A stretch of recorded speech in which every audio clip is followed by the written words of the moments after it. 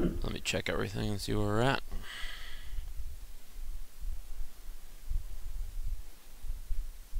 We're live on Periscope. We're live on Yay! YouTube. We're live on Twitch. And we are live on ParanormalWarehouse.com. Sweet. Awesome. All right. Hey guys, thanks for joining. Thanks for tuning in. Thanks for joining us on Phenomenon Encountered. Welcome. It's Tuesday, Phenomenon Encountered night with Dee and Dan. Right. And our special guest, Mr. Dan LaFavre. Did I say that right? Dan LaFavre. LaFavre. LaFavre. Yeah. It's that Mexican accent, you know. I mean, it happens. I said it because Dan's been telling me LaFavre. Bullshit. It's I've true. heard 20 pronunciations. You should see how they butcher my last name. They say Clay, Claes, Klaus, Clays, Klaus. Everything. Oh my God. Yeah. People are starting to catch on, though. Dan LaFavre. Okay, awesome. So everybody, welcome to the show. Thanks for tuning in. Before we begin, guys, share on Periscope. Give us lots of likes, lots of hearts. Share the podcast, share the stream, YouTube, share, and on Facebook, Paranormal Warehouse. Please share. Lots of shares. That's all we ask. We don't ask Lots too of much. share. That's all we ask. So Dan, how was your day today? It was good. I've been up here at the hotel doing things. Awesome. And what about Mr. Class? How was your day today? My day was event-filled. Taking care of a lot of stuff. We got some super secret filmings going on at the Hinsdale house this week, and Ooh, it's going to be I like awesome. that. Yeah, it's going to be a pretty good thing. That'll keep you busy. Yep. For sure. So, before we begin, I want to begin, first of all, by welcoming you to the show. Thanks for joining us tonight. We're really excited to have you. We're excited to talk about the hotel and things that you've been doing with the place. But before we get into that, I'd like to give you this opportunity to just sort of talk to the viewers that are listening, the listeners, and give them a little background about yourself. Let them know who you are. Well, I already introduced you, Mr. Dan LaFavre. Said it right that time. And if you just want to let them know a little bit about yourself, what you do, who are you, and why are you special? Okay.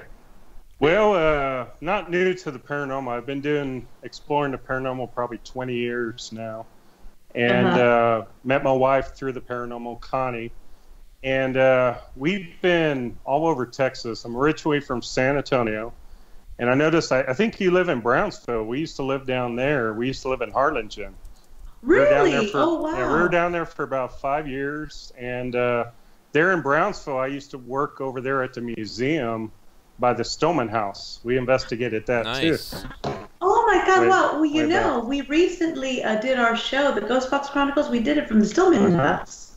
We filmed our episode there at the Stillman House and at the cemetery.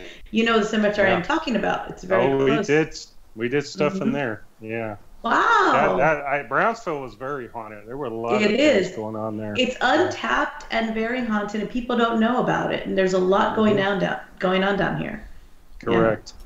But anyway, we kind of went through some cycles. My wife was a high school teacher. That's one of the reasons why we went down there. And I was finishing out a business degree a few years back. And I went through a lot of different career positions. And I decided recently that I wanted to be a high school teacher too, which is funny because now we're both teaching high school. And I just completed my first year of teaching. But as far as the paranormal, we shot all over the place, and we used to investigate all sorts of places, many different historical locations, ghost towns, you name it. Here in Texas, we've done it. Besides numerous private cases, we did attorney offices, we did restaurants. The funny thing is, most people don't realize how many places the paranormal really does exist. Most people think, in an old building like what we own now, they think that's the only place you're going to see it. No. And chances, of course, in going into other places, you are going to see it. But it is pretty prevalent. We did a lot of new homes, a lot of different things. The funny thing is, if you would ask me and my wife 5 years ago if we ever had the opportunity to actually own an 1886 historic building that's very haunted, we would have laughed. because wow. the opportunity really just came at us pretty fast about 2 years ago. And we basically spent the last 2 years. This place was like a hidden secret for a long time here in Ballinger, Texas, because we ended up moving up here and we lived just outside San Angelo. And Ballinger sits kind of between San Angelo, Texas and Abilene, Texas, probably about 40 miles each direction. And this was a hidden secret for decades. A lot of people knew about this building. They knew about the haunting activity in here. She just kind of kept it closed off. And when we had the opportunity to buy this building 2 years ago, it was really a fast process, and it was a hard decision to make because there was a lot of money involved. And we realized how hard it is. There's a lot of work that goes into buildings like this. But one of the things we've done, we've enjoyed bringing numerous groups. I mean, we have brought groups in from all over Texas, Dallas, Houston, Austin, San Antonio, you name it. We brought them in here. And they have had some fantastic experiences here. And, of course, we encounter it more or less 24/7 when we're doing work in here. We just never know what to expect. Awesome. Wow. That is awesome. That's really cool. I'm checking the chat room right now to see if there's anybody that has any questions. Guys, shoot your questions for Dan if you have any questions at all. So Dan, and I forgot also real fast. I forgot to say I've written 2 books. I actually brought them up here. These are on Amazon. One is Shadow of the Ghost Hunter. The other one is The Supernatural Texas in the Old West. Wow. I wrote those a few years ago. And I'm actually completing a 3rd book right now, which is on the hotel, which is probably going to be out in about a month. Nice. Wow, that's exciting. I can't wait for that one. Now, the other books, how long ago did you come out with the other 2 books that you have there? I believe I wrote one in 2010 and the other one in 2012. So it's been a while since I've had another one. And we've been compiling so much historical data and information to go along with the paranormal here in the hotel. This 3rd book is going to be really interesting when it comes out. I'm interested to know. Oh, I'm sorry. No, I was. Go ahead, Dan. I'm interested to know some of the claims of the hotel. I know that we've recently added your hotel on to VidiSpace, right. live streams, Yes. and people have been watching it live. And Yes. I know you've probably tuned into some of the pages that it's been on as well, but it's been very active, and people are asking for it more and more and more. Yes. What are some of the claims there? What do you feel is there? I mean, obviously you've been getting into the research of the place, and one of the first things when we bought this place, we were told that it had 30 spirits. 30. And 30, correct. And this was pretty solid. And also there was a big, strong rumor that Bonnie and Clyde stayed here as well. And there's just all sorts of things. But when we first got this 2 years ago, next month, matter of fact, is going to be our 2-year anniversary. We were told the 30 spirit thing in the beginning. And initially, we bought it more or less for the historical aspects. We weren't too sure about the paranormal because we hadn't seen it yet. And when somebody tells you there's 30 spirits and it's a pretty active location, I pretty much have to see it for myself. That's the way I am. And that's the way we've let this building basically do itself to other people. We can tell all the ghost stories in the world, but we just like to bring people in. We like to put them in the spot. We like them to have their experiences and have them leave from here. And we have had everything in this building, everything with the paranormal. We've had full-bodied apparitions, just walk out of rooms. Back in the day when she ran, the former owner, when she ran an antique store here, this building was full of a lot of antiques. And it, of course, is 2-story. It's pretty big. It's 10,000 square feet, about 43 rooms. Most people don't realize the size of this building until they get inside. It just goes on and on. But what used to happen when she ran her store in here, people would come in, they didn't even know anything about the paranormal. And they would come upstairs, walking around, looking at things, and they would see other people walking around. Wow. And they would think that they worked for her. And they would basically chase, these people into rooms to go ask them questions, and they weren't there. And then they'd go back downstairs with these looks on their faces, and she would just smile, and she'd be like, "You saw them." And when we, of course, got the building, we knew all these stories along with the 30 spirits. And, of course, we didn't have our doubts that it wasn't haunted. But somebody tells you 30 spirits, you're going to kind of be on the fence with that kind of information until you start seeing things. And things started from practically day one when we took this place over. Wow. The very first day, my wife, myself, and a friend, actually it was about 2 or 3 days, we weren't even thinking paranormal, walking around with a list, seeing what work needed to be done in here. We were standing downstairs by our kitchen. It was sunny outside. You wouldn't even think something paranormal would happen. Wow. And this loud voice just reverberated throughout the whole hallway. It sounded like a frequency PA speaker was kicking in. And it was the weirdest thing I've ever heard.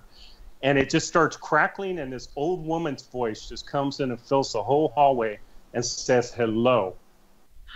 And we just, exactly the way your mouth just opened, Dee, that's the way our mouths opened. Wow. We were just like, we just looked at each other. We didn't have to say, did you hear that? We didn't have to say, what did that say? It was like clear as day. Awesome. And from that point forward, 2 years ago, it's been like a roller coaster ride in here. There's just everything happening all the time. It's 24/7 in here. And Dan, I'm sure you're familiar because you own a haunted place also. It can happen anytime, and most people think it all happens at night. I've had some of the most scary experiences during the daytime in here. Uh-huh. Oh, I agree. Yeah, and that's the thing. A lot of people think that only at night, only at night. Thing is, when a location is haunted, and when a location has presence, and there's, you know, entity, spirit, whatever you want to call it, that are there, that reside there, you're going to have activity at all times. It's going to be daytime, nighttime, you know, the crack of dawn. It's going to happen whenever. We kind of chuckle about it. It's when you kind of let down your guard and you start doing things. That's usually when it pops out. And we do a lot of ghost tours in here also, where I'll bring people in for 4 or 5 hours. And me and my wife, we basically let them use our equipment. We tell them how to do it. And then we basically take them out and we show them. And one of the things I've done is we only record like 5-minute EVP sessions, so I can prove to these people that these EVPs are real. And we get Class A EVPs just all the time, and some of them are just downright just put you in shock. I got a question from Smile Kyle, and he's up in Canada. He wants to know what got you involved in the paranormal. My whole life, I just turned 50, so I've been around a while. My whole life as a kid, I was constantly seeing things, constantly hearing things. It was always out of the corner of my eye. Couldn't quite tap what I was seeing. And then when I was in the Air Force. Me and my wife were both vets. We both had clearances and everything. So we're not, you know, we basically been very serious people. And all these experiences were happening, and when I turned about 30, I decided that I might have been late 20s, I decided I wanted to go stay in an actual haunted hotel. So I started doing my research, and I ended up finding a hotel in Jefferson, Texas, the Jefferson Hotel, and I decided to go there during the week when there was nobody in this hotel. Was that a spirit, or was that somebody else? I just heard a scream. I didn't come from my side, I don't think. Was that you, Denise? That was my son. Ah, okay. Yes, you would have seen me jump if it came from my side. Sorry, guys. My son is playing video games, and that's what that was. I thought we got a Class A audible EVP there for a second. I was like, it's a little man named Little I'm going to tell you something, Dan. We do get quite a few audible voices in here, so I wouldn't be surprised if something jumps out while we're doing this. Cool. I'll let you guys know if it's on my end, though.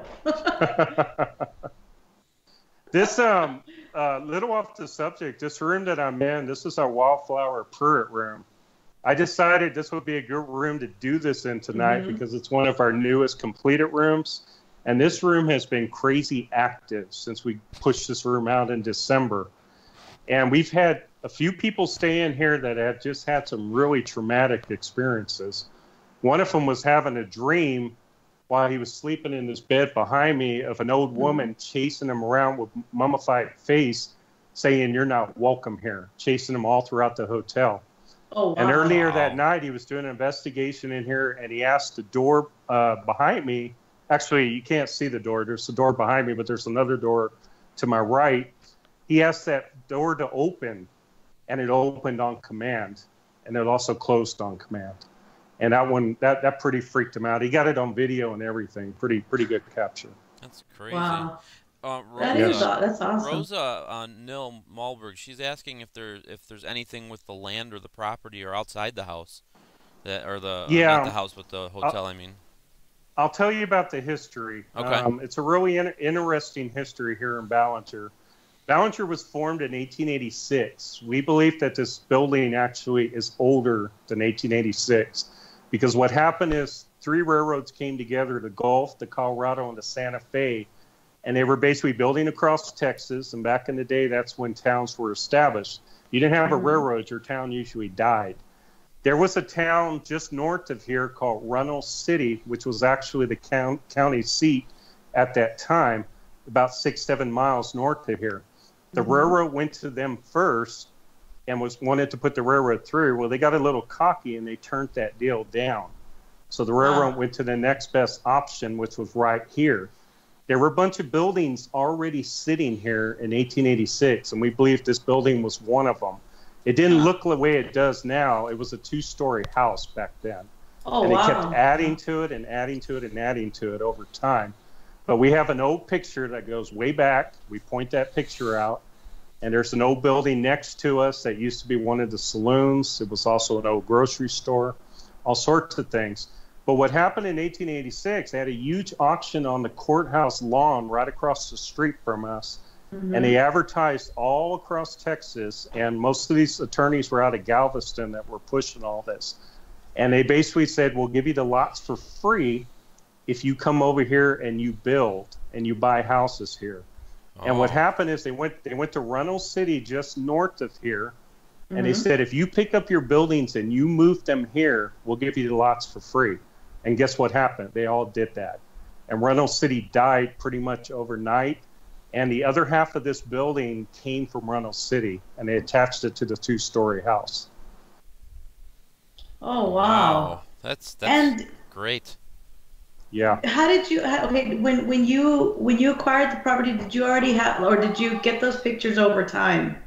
Like we got them over time, and we got them from talking to historians here in town.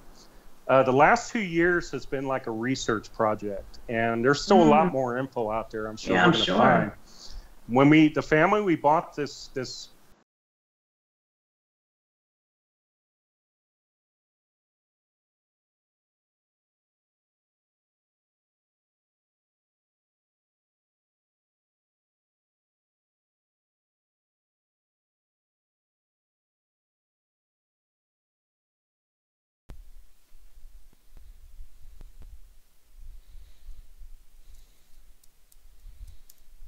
Trying to get him back, guys.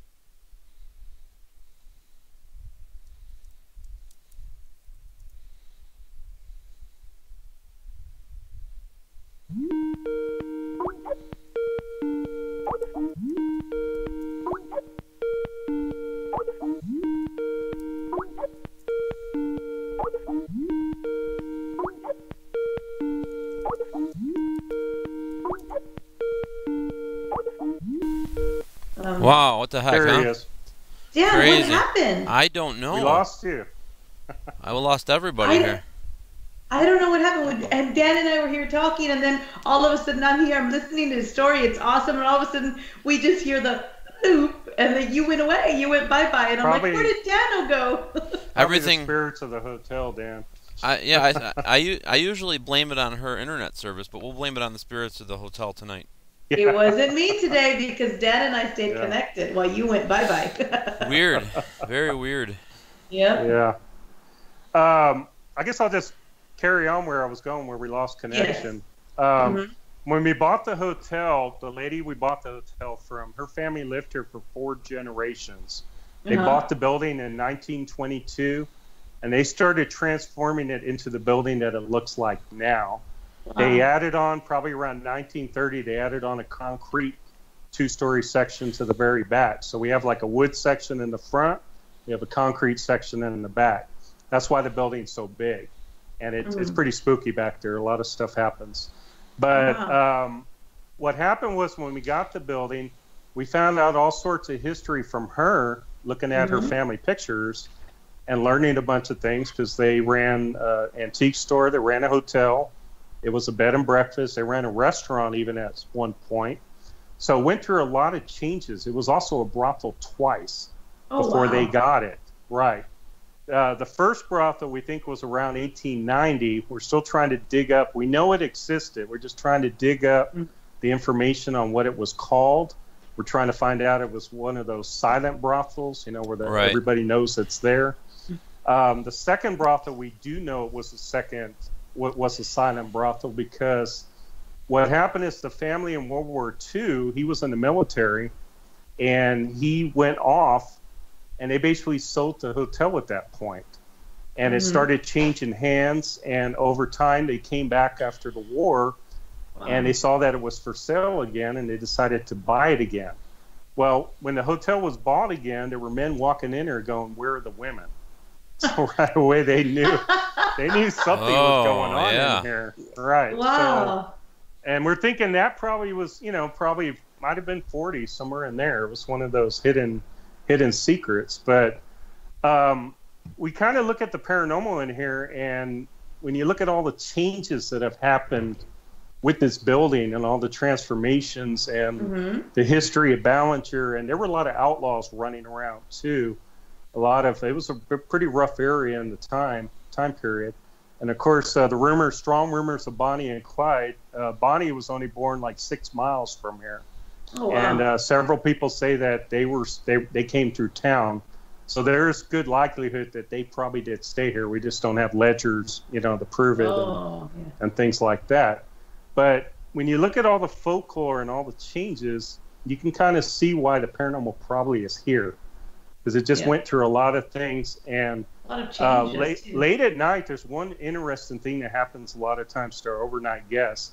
Everybody goes to bed like at 4 a.m., 3 a.m. after their investigations. It gets real quiet. There's this gaggle of women that like to walk from the back of the hotel, which, again, is a very long walk. And you can hear their footsteps come all the way up, and it sounds like they're having a party. There's about 5 or 6 of them. And they would literally walk all the way up to the front, and they will stop, and they would just have this huge conversation.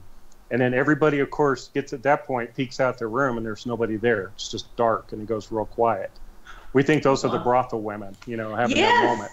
Yeah. Makes sense. That does make a lot of sense. There's also a ghostly cowboy that likes to walk around in here with spurs around that time. And he walks from door to door to door really slowly. And he likes to jiggle the old doorknobs. So the people are in their rooms and they will hear the doorknobs jiggle. No, well, it gets creepier. He opens the door sometimes. And one person actually put his door on a chain after we told him about that story, and it slammed the door on the chain while he was in his room. And that really freaked him out. Wow, that is crazy. And, I love listening the location just went through so many changes. It was different things, and that explains why there's so much activity. First of all, the brothel, the energy from that, anytime you have a brothel or something, you've got different kinds of people coming in and out. Who knows what happened there, if, back in the day, if somebody got shot up, if somebody, you just so many different things that could have happened, that could have occurred there. And, when if it was a bar at any point, same sort of thing, back in the Old West, that's, they were, they didn't they got in an argument, they'd shoot them right there. She told us when she sold the building, she told us that many deaths did happen here because there were older people in here. And we actually did confirm one death in room 3 back at the time. We're still not sure exactly which room is in here because the doors were taken off, which makes it a little hard. Right. A lot of doors were missing and doors were just taken off. So we don't really know exactly what room 3 was, but I dug up I have an actual death certificate in 1973 of an 82-year-old man dying of a heart attack in room 3. Oh, okay. So we do have proof, right there that people did die here. Wow. And, during the investigations that you've done there, like Dan was saying, some of the claims and things like that, have you ever been able to while you're investigating or asking EVP, questions for EVPs, have you been able to find out or to just discover what's the source of, other than like the cowboy, like, is there anything that's, giving it energy, maybe like something that, well, like a lower energy? There's more to the paranormal that I haven't gone into with y'all yet. This came from evidence, basically, that we acquired from EVPs, and also other groups acquired from EVPs. There's this one room upstairs towards the back of the hotel, and everybody is always drawn into that room. They can't figure out why. It just draws them in. There's just a weird feeling in that room, especially in the closet. The closet is just really creepy. And we've actually stood in there. I've stood in there. My wife stood in there. Other people have stood in that closet. We all watched my wife's ponytail get pulled straight up while she was in the closet. Wow. Yeah. That's crazy. Several other weird things. I got pushed off the wall. Felt hands come out of the wall behind me. The EVPs are all pointing in the direction, and we can't prove this. This is just paranormal side of things. They're pointing in the direction that a brothel girl by the name of Annie, she was in her 20s. This is what we're gathering from all the EVPs, that something bad happened to her. Okay. She talks to us all the time in here. Several people have gotten her, and there is a man trying to shut her out. Every time she tries to tell us a story, this other spirit comes in, and you can literally tell that he's commanding the show. He's just shutting her down. We think he might have been the one that did this to her.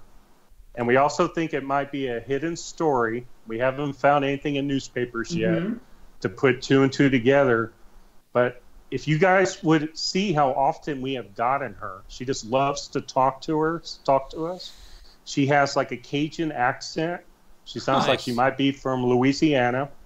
Oh, wow. And she has a very distinctive voice, so when people get her on the EVP, they know right away. And she's talked to us several times. It's pretty crazy. Somebody's asking me to ask you about the chair in the bathroom that nobody will sit on, or something like that. Oh, yeah. There's a chair in the very back of the hotel.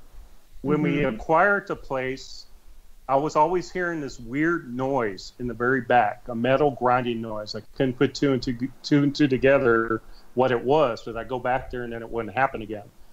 One of our first groups in here went back to the back area, and I was down the hallway quite a ways, and all of a sudden they went into this room where this old chair was sitting, where we have a bunch of old wood, and they rocked the chair, and it made the metal grinding noise. You should have seen me run down the hallway. I was just like, that's the chair. I was like, running that's away the or noise. running away from it, or running towards it? Yeah, I was running towards it because it was one of I know I probably would have been hightailing out of the building. We have had people run from this place, but I'm not one of them. But I run down the hallway, and I'm pointing at the chair. They thought I was a lunatic. I was pointing at the chair, going, "That's the chair, that's the chair," and they're like, "What?" Because all they did was rock it a little bit. They're like, "What is this guy talking about?" I said, "That chair moves on its own." I said, "I've been hearing this thing over and over and over." Well, they decided to pick up the chair, move it into the room across the hallway, where there's nothing in the room. It just sits in there all by itself. And they wanted to see if it was rocking on its own. And sure enough, it started rocking on its own, and it started actually turning. It would change position. So a lot of groups have documented that. They've documented the actual movement. The craziest thing is about 6 weeks ago, I had a friend buy one of those Connect SLS cams that you guys see. Right. I had never tested this thing, so I was kind of on the fence with it. I didn't really know, what it would do in here. He had gone to a bunch of places and did some test runs here in town just to see if it was just picking up everything. And it wasn't doing anything in all these other places. So he finally comes in here, and this YouTube video is actually up on our YouTube channel. Our channel's called Strange Chronicles, if anybody wants to see that. Awesome. He bought it from Gotcha Ghost. It's a very good device.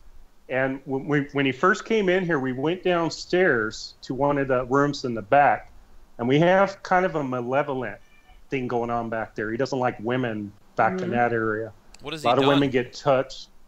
Back there, a lot of women have been touched and grabbed. Anything and a like lot of women really... get freaked out, including my wife, going to the back of the hotel. Has anybody, besides for being touched and grabbed, has anybody ever been like assaulted or any like scratches or anything like that? Yes, one person got scratched. We can't put our finger on. You know, I'm not going to go in that direction. No, and I'm not trying that. to either. Right. But I just, right. I'm trying to gauge like when people are saying, should we come to the hotel? Should they have some type of expertise, or is there tours that will like you can facilitate? No. You feel it's safe for everybody. The girl that got scratched is psychic, and she was telling us a bunch of things about the hotel when it happened, and we almost had the feeling that somebody didn't like it. You know, that she was starting to tell us secrets and things like that. Because she was popping out all sorts of information. You get what you put into it, you know. Right, and we think it went at her because of that, possibly. It wasn't anything really bad. It just happened. You know, it only happened one time. We've had numerous people in here, numerous investigations. That same girl, matter of fact, a few weeks ago, came back in. I'll go back to the SOS story in a second, but this girl came back. She's actually the daughter of the man that has this camera. And we were running a ghost tour, and we went back to that same room with that chair, and she sits in that chair, and something flipped her in the chair while we were all standing there, and it knocked the breath out of her. She had done something to piss it off.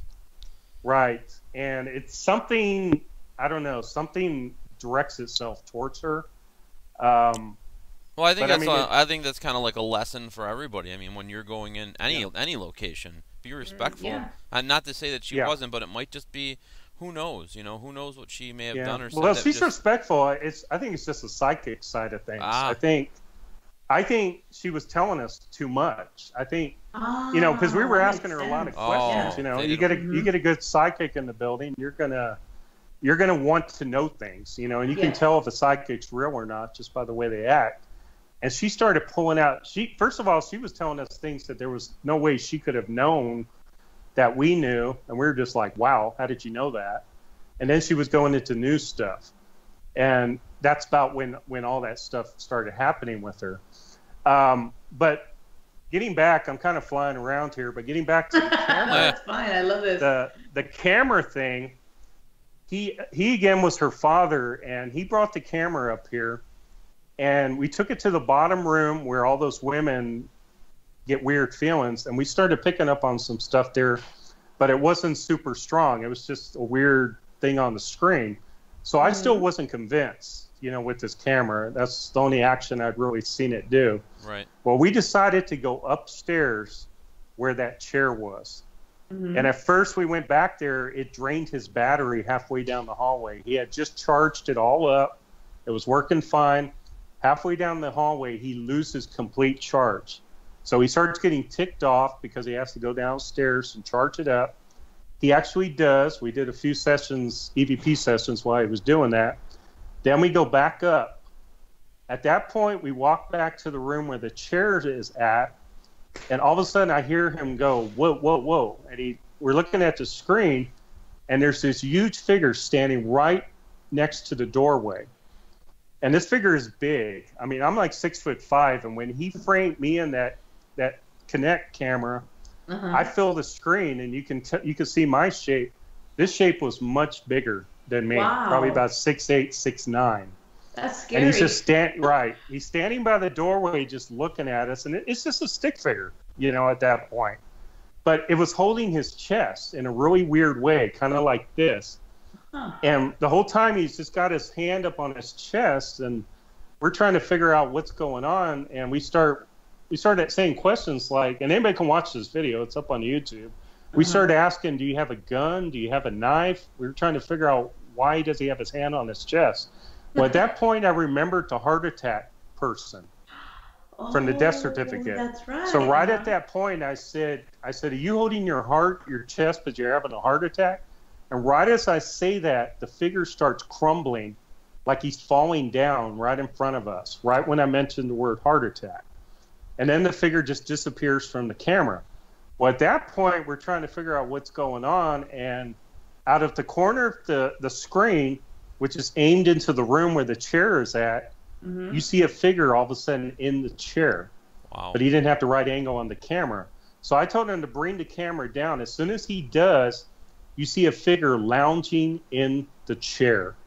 And when I say lounging, you guys have seen these stick figures, right? Most of them are very of them are very straight arrow. They don't have any conformity to them. This figure looked just like I would if I would have sat in that chair and draped my arms over the side and leaned my legs out. And we asked him to wave 2 times at us, and he did. Wow. And it was the weirdest feeling. It was almost like we kind of had the feeling, we couldn't prove it, but we felt like he was glad that we could finally see him. That's what it seemed like. I'm sure that's how he felt. I'm sure that he finally felt like, okay, good, I'm finally making a connection here. That's that's more than likely what he felt. Yeah. Especially if everyone there was picking up on that. Right, and it kind of put 2 and 2 together with all the chair phenomena. And here he is, like, sitting in the chair. I mean, he fit in the chair perfectly. And our guess was this chair probably belonged to the guy. We don't really know who he is. We just know he's big, and he likes to walk around the hotel, with the other ones. We also have kids in here. We have like 4 kid spirits, and they're small. When we get them on the screen, you can tell they're kids. Oh. Do they communicate with you, like play with you? Yeah. They do? Yeah, we created a toy room upstairs probably about 2 months ago. We started putting old dolls in there and different things and rocking horses. And ever since we did that, the activity in that room has just been crazy. 4 weeks ago, we had a friend of ours run an EVP session in that toy room. And they were doing playback while they were videotaping. They had the camera aimed at him while he was doing playback. Well, we missed the EVP at that point because we weren't listening. We went back and listened to the video camera, and they caught a little girl sounding about 9 or 10 years old saying, "Can you hear me now?" And she was trying to talk to us. It was clear as day. "Can you hear me now?" That's what she was saying. And I actually put that video up on YouTube too, and I clipped it so everyone can hear the actual EVP at the end. I clip it about 4 times, and the last time I have it amplified. So it's clear. You can't miss it. That's cool. I really like the idea of making that room for them, too. It probably makes them feel really at home. Yeah, they probably need that, too. And that's great that you guys did that for the kids. Because they probably, without that, they probably feel like they're just wandering, sort of lost. Yeah. And that gives them a place to go that they feel like they feel okay there, Right. Yeah. Another weird thing, we put this cam in recently. And I've been watching that a few times late at night when I know there's nobody in here. And one night around 2 a.m., I was watching the cam, and it's all quiet and everything. I have my headphones on, and all of a sudden, the door right underneath the cam, which is one of our bathrooms, opens. And I hear shuffling. I hear shuffling and walking coming out. You can't see anything, but you can hear it. And then I hear an old man cough 2 times really loudly. You should have seen me jump. I was just like, whoa. We got it. It's on the cam. Unfortunately, I wasn't recording. That's one of those things where you want to get that moment. But I think a lot of people are watching this cam are going to see and hear things. I really do. Yeah, I think it's great. They already have, too. I mean, there's been so many people that have reached out to me asking me, did you see this? Sending me screenshots. And I think it's great that you've got the static cams going and with Biddy Space and they're streaming from the hotel because I'm sure I'm 100% sure, like Dan says, there's a lot of people that are already screenshotting things and sending them, and that's because if it's so active, it's like I'm sure if they had 24/7 just there would be things happening 24/7. Yes. I'm positive about that. And now, Dan, when they stream, is there usually sound, or because I know in some of them there's no sound, right? This one has full sound. Yeah. Awesome. Sure. That's awesome. There's clear. Sound. It's clear audio. When I heard him cough, I could hear it clear as day. Wow. And I jumped because I didn't expect it. That's so cool. I'm at home. I'm at home 40 miles away watching it. And I know the place is locked up. There's nobody in here, and I hear that man walking around and coughing. I'm just like, whoa. There it is. Wow, that's awesome. That's awesome. And you know what I love? I love that you still get excited. Like, some people are like, well, this is my location. I'm used to know. You're like, whoa, did you hear that? No. I'm sure you still get excited. I have a saying, and you guys know this too. I've been doing this a long time, and I've seen a lot of stuff, and I've heard a lot of stuff. I've seen it all. No two paranormal events are the same. True. I don't care where you're at. I don't care if you own the place. Everything that happens in here always makes me jump, and it always gets my attention. And I think that's the surprise of the paranormal. We never know what to expect. And I always tell people on our ghost tours, they pay money to come see a paranormal experience. And I always tell them, I'm like, there's no guarantee it's going to happen. I said, we're going to be in here for 4 or 5 hours. I said, this place is going to give you a good chance of having a compelling paranormal experience, but I can't guarantee that. But I'll take you in and I'll put you on the spot. That's what we do here. Because that's the only way you can make a believer in the paranormal. You can tell them all the stories in the world, but they're not going to believe it till you put a skeptic in that situation and it happens. Yeah. And that will change. I had a guy, I'll give you a good example. I had a group one night. There were only 4 of them. It was 3 men and a woman. They did one of our overnights because we have overnight group bookings here. And usually what happens is I will stay here or my wife will stay here just in case there's problems. But we stay out of their way. If they're a paranormal team, real professional, we definitely stay out of their way because I know what the protocol is. And I have a room downstairs that we stay in, and I stay really quiet. When these little groups come in, which are not professional people, they're just looking for that experience, that overnight paranormal experience. That's the way this group was. Well, 2 of the guys, right after they got here, decided to drive to Abilene because they were going to go check out some type of music thing, which is, again, is only like 40 miles away. So they leave. I hear them leave, so it's just me, the other guy, and the woman. The woman is downstairs on the couch. She's kind of freaked out. She didn't really want to get up. She's just on the couch, not moving around. Well, the guy asked me at one point, because I started telling him the things that had happened and how good the EVPs were. He goes, do you mind going upstairs where the 2 chairs are? You told me that's where you get a lot of good EVPs. And if you guys look at the cam, that's exactly where the cam's looking, where those 2 chairs are. We get some phenomenal EVPs right there. So what happened was we watched these 2 guys leave. The woman's on the couch downstairs. I go upstairs with this man, and we're sitting in the chairs. The first word out of his mouth is, I'm a skeptic. I've never seen the paranormal. I've always wanted to see it. He said, that's the reason why I came tonight. He goes, I'm hoping that I will have something that will pull me over the fence finally.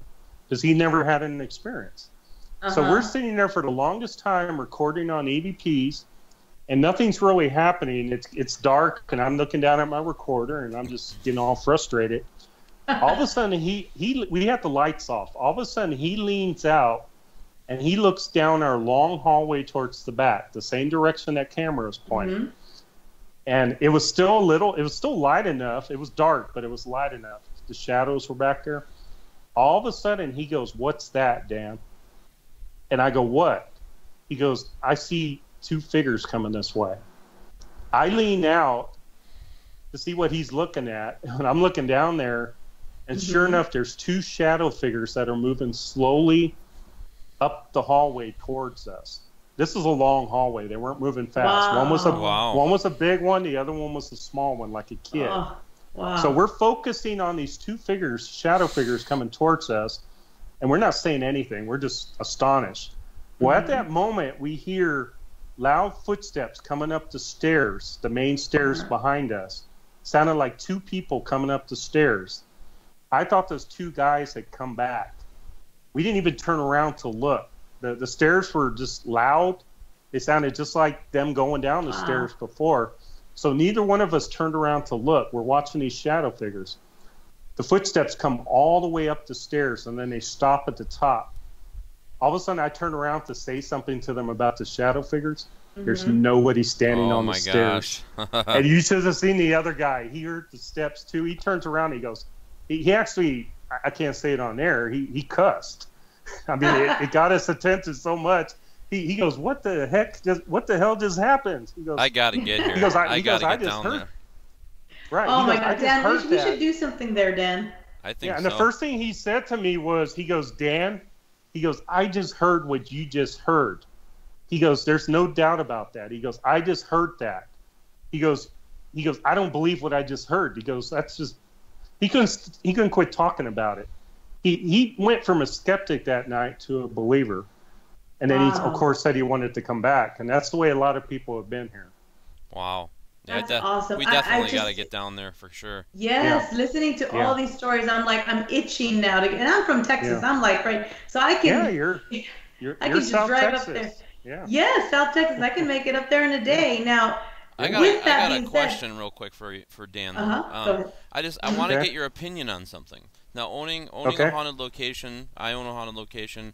Right. What do you feel about like teenagers that may be trained or experienced in paranormal investigating? Do you have like a cutoff for them, or what's your thought process on allowing teenagers in to investigate?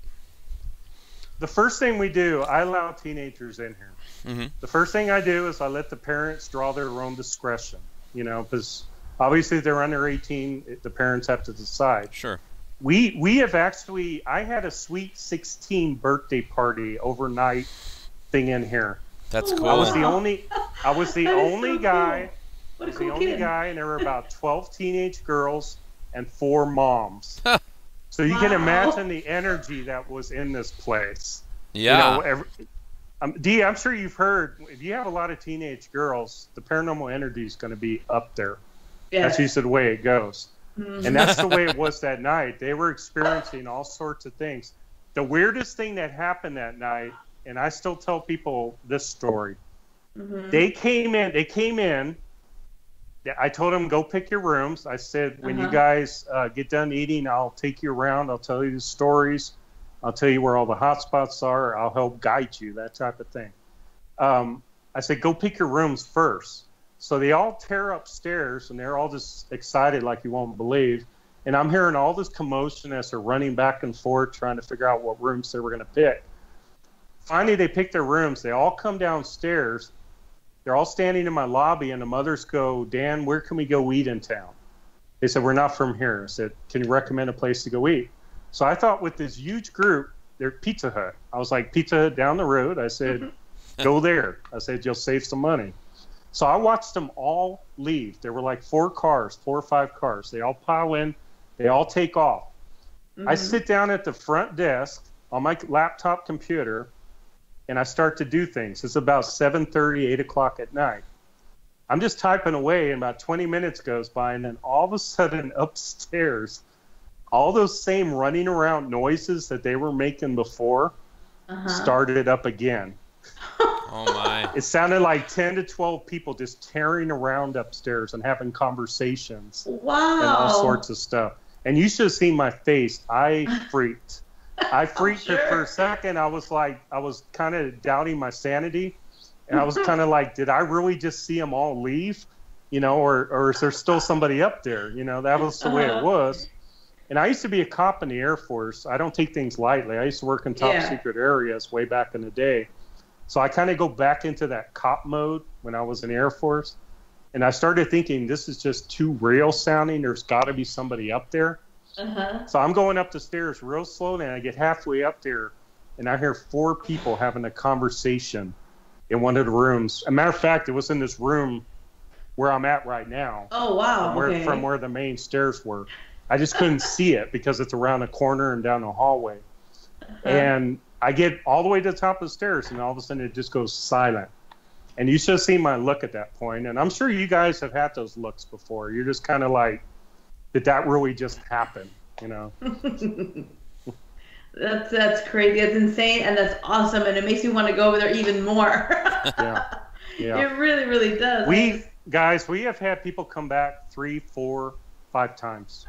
Now, do you see that trend a lot? Do you see that where your location is the type of location that people say, it just calls me, I need to get back there? That the people have that like tie-in with certain locations.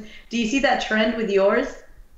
I think everyone here, the way we decorated this place, we've worked pretty hard on this, and we don't make any money. We everything we do from our overnights, our tours, we did this youth Halloween haunted house. This would be our 3rd year doing it. Ooh, nice. All that revenue that we make, because we have people that volunteer to be actors and that and everything. All the money that we make goes back into this place. And we're lucky. Awesome. We're lucky if we just break even.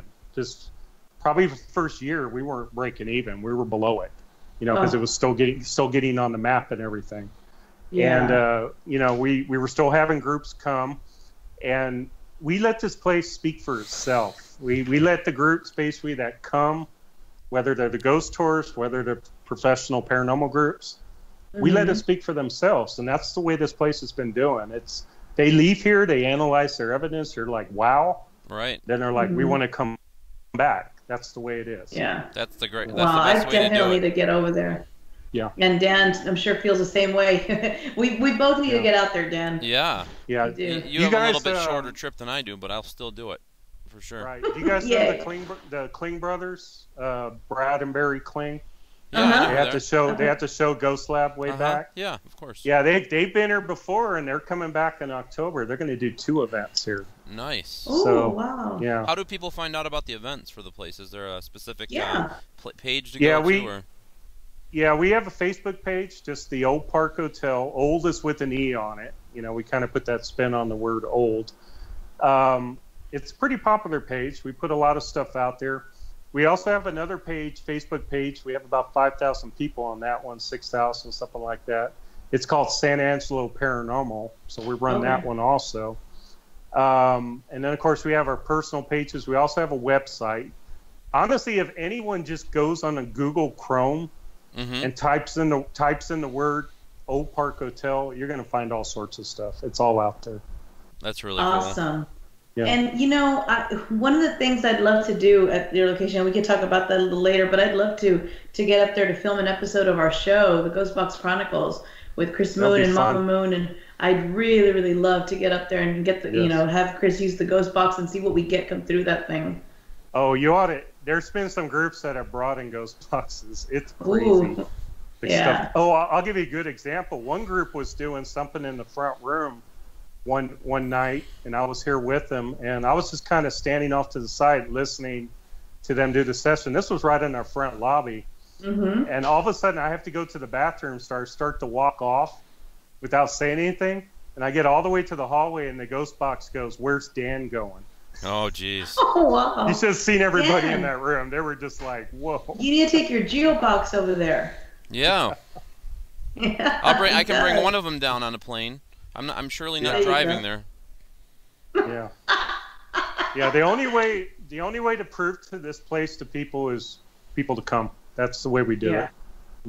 Yeah, I'm going to be getting in touch with you and seeing what we can do, what we can plan, whether an event or filming or both. Yeah. But I'd really love to get up there. So be looking out for that. I'll be getting in touch with you probably right after the show just to talk about that. And I'll get you in touch with Chris, and you guys can work that out. Okay. Sounds good. Yeah. Awesome. Yeah. All righty, Dan. Cool. So we're nearing the end, aren't we? We are, unfortunately. Boy, that went fast, didn't it? It did. It went super fast, and I was just in awe. I had all these questions ready, and I'm like listening to your stories. I'm like, okay, I don't need questions. He's telling us some great stuff. I don't know. There was a lot of people in the chat that have been there that were basically just confirming everything that you're saying. Like, you need to go there. You need to check it out. All these stories, things have happened to them, and it's definitely a place that you need to go to if you're in the area or you're a traveling paranormal team. I mean, make a weekend of it. Shit. I'll be honest with you. I'm alone in here right now, and I get nervous sometimes. I really do. You're not alone because your camera's on right now 24/7 on Paranormal Warehouse. Oh yeah, there you go. Everybody's watching. Everybody's watching. You're not alone. And everybody can watch me scream and run when something happens, right? Since we're nearing the end here, I want to show you something, Dan. As a fellow Texan, you'll recognize this. Other people that are Whataburger. Yeah, I like we love their milkshakes. You ever had their milkshakes? They're really good. Yeah. Oh God, I love their milkshakes. I love Whataburger. Now I've had In-N-Out, which is out in the West Coast, and I still love Whataburger more. I had to try it because that's like their Whataburger. In-N-Out burger is their And I'm like, I don't know if I'm being, but no, I really don't think it's that I'm being biased. I really do think Whataburger is better. It's just, it's better. That's cool. I don't have those up here, but I did have Mighty Taco. For anybody that's listening in the Northeast, it's mighty tasty. Mighty Taco. He does Mighty tasty. I was talking to him earlier when he stopped at Mighty Taco to get his Mighty Taco. And it's Taco Tuesday, so you did good. Yeah. I did. I definitely did. All right, guys, make sure you check out the Old Park Hotel on Facebook. Check out their events. If you're interested in a tour, hit them up. If you're interested in if you're a team and you're interested in booking an overnight, hit them up. I mean, it's definitely sounds like it's worth it. Sounds like you get a lot of good evidence out of there, and hopefully, you never know. I mean, maybe you can help uncover a story. Maybe you can help uncover some history, because it sounds like you could definitely use it. You know, like perhaps get a name, or I mean, that's awesome. So, you know, come in and help out. You know, this is what we do, guys. Paranormal team. This is what we're here for, to help solve that mystery. So get down to the Old Park Hotel and let's help find out more on this place, because it sounds like there's something that's making it tick, and there is. There's energy in here that's causing. Definitely need to find out what's making it happen. So that would be really interested to find out if any team what they can come up with. Cool. Awesome. And guys, thanks for tuning in. Yeah, and before you do your thing, Dee, I just want to remind everybody in about 15 minutes. Join us for the after party. We are going to be on the Patreon, on the Hinsdale House Patreon page tonight. We're going to be having a little party, after party. You know how those can get, guys. We haven't had one in a while. It'll be the first time back. So join us on the Hinsdale page. All the donations that come in will go help with the restoration and the building of the new museum. And again, thanks, Dan, so much for tuning in. You're welcome. Thank you. It's been awesome.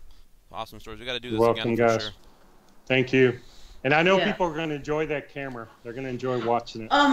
You know what? Do you want to plug your book again before we sign off here, just to the people that didn't get to see you show your book and plug in where can they get your book? Yeah, these are both on Amazon. This is a more popular one. This was the second one, Supernatural Texas in the Old West. And then my first one is just Shadow of the Ghost Hunter. Cool. Awesome. The first one's more about techniques. The second one's more about places that we've been. Awesome. So guys, get those books. I'm sure they're great. I keep looking at that Texas one, and I want to order that one and read up on that being from Texas. So I definitely want to get my hands on that one. So I'll be ordering that one real soon. So guys, thanks for tuning in. Dan, thanks for being an awesome guest. Hope you'll join us again sometime in the future. I'd love to have you back right before you release your next book. Yeah. So we can talk about that. That'd be awesome to have you back on here. And hope I see you guys here. I know you'd enjoy it. I can almost guarantee we'll make that happen. Yes, we will. And I'll even have Dan join us there for our episode of that filming, Ghostbox Chronicle. We'll have Dan as our special guest. Dan versus Chris with their boxes. There you go. Geobox. I think it would be interesting to see what we come up with too. Yes, I think that would be. Yeah. Ooh, I like that. Yeah. We definitely need to do that. Both of you with your Geobox, him with it. Yes, let's do it. Let's plan. Yeah. All right, it's gonna happen. We got to get together after this show and talk about that. That's a plan. Some date. All right, Save it guys. for the Thanks after for party. tuning in. Yes, the after party. Thanks for tuning in, guys. Love you all so much. Lots of love and light and peace going out to everybody. Dan, thanks for joining. You were an awesome guest. Welcome. And that's it for tonight, guys. Tune in next week. Same time, same place. We love you all very, very much. Smile. And remember to make someone else smile, too. Love you guys. Bye-bye.